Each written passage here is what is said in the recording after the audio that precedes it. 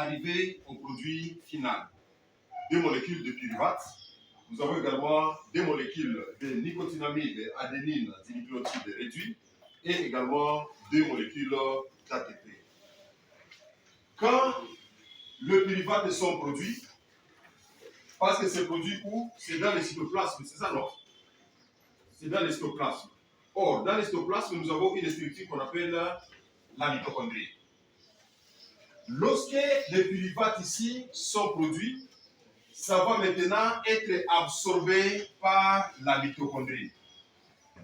Les deux pyruvates entrent dans la mitochondrie. Pour faire quoi?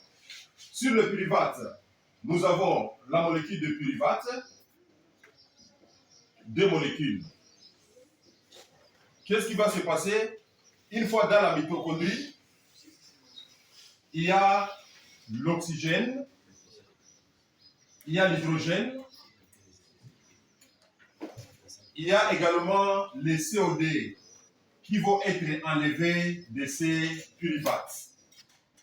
Le pyruvate va perdre les atomes d'hydrogène, le pyruvate va perdre également ce que nous appelons ici les dioxydes de carbone. Grâce à quoi? Grâce aux enzymes. Les enzymes qui sont où? Les enzymes qui sont dans la matrice mitochondriale. Les enzymes, quand ils vont voir le pyruvate entrer, absorbé dans la mitochondrie, ils vont retirer de ces pyruvates l'hydrogène, ils vont retirer également ce qu'on appelle ici les CO2.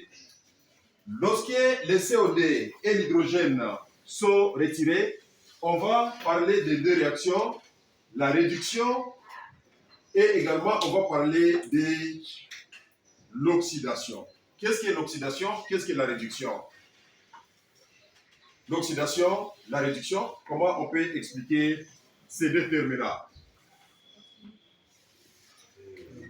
L'enlèvement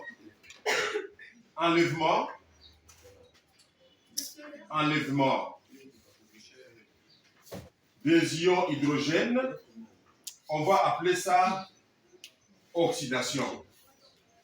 Lorsque la molécule arrive à perdre l'atome d'hydrogène, on va appeler ça oxydation. Mais lorsque ça gagne cet atome d'hydrogène, c'est l'inverse. C'est-à-dire ça devient comment?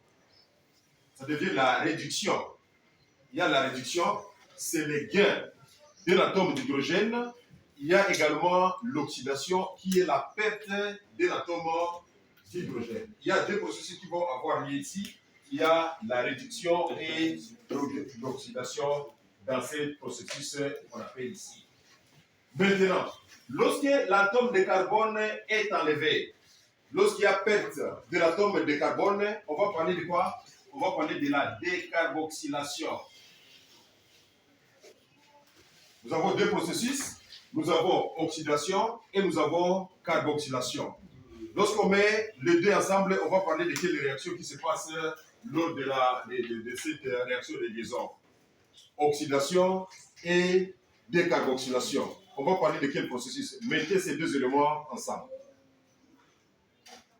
Oxydation, perte d'hydrogène, décarboxylation, lorsqu'il y a l'atome de carbone qui est enlevé également de la molécule du CO2. Les deux processus, comment nous allons les nommer? Trouver deux termes que l'on va utiliser. Les termes utilisés,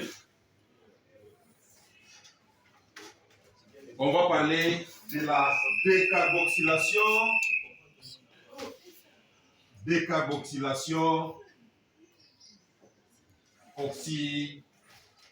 oxydative. Comprenez un peu ça? La décarboxylation oxydative, c'est lorsqu'il y a perte de l'oxygène par le processus qu'on appelle ici l'oxydation, et lorsqu'il y a également perte des atomes de carbone par le processus qu'on appelle ici décarboxylation. Mais lorsqu'il y a perte de carbone, on appelle décarboxylation. Mais lorsqu'il y a ajout de carbone, on parle de quel phénomène? Décarboxylation, c'est la perte. Maintenant, quand il y a un ajout d'un atome de carbone sur la molécule, pardon? on va parler de la carboxylation. Vous voyez les gens qui marquent toujours pendant les temps additionnels. Merci Jenny, on peut s'arrêter là pour...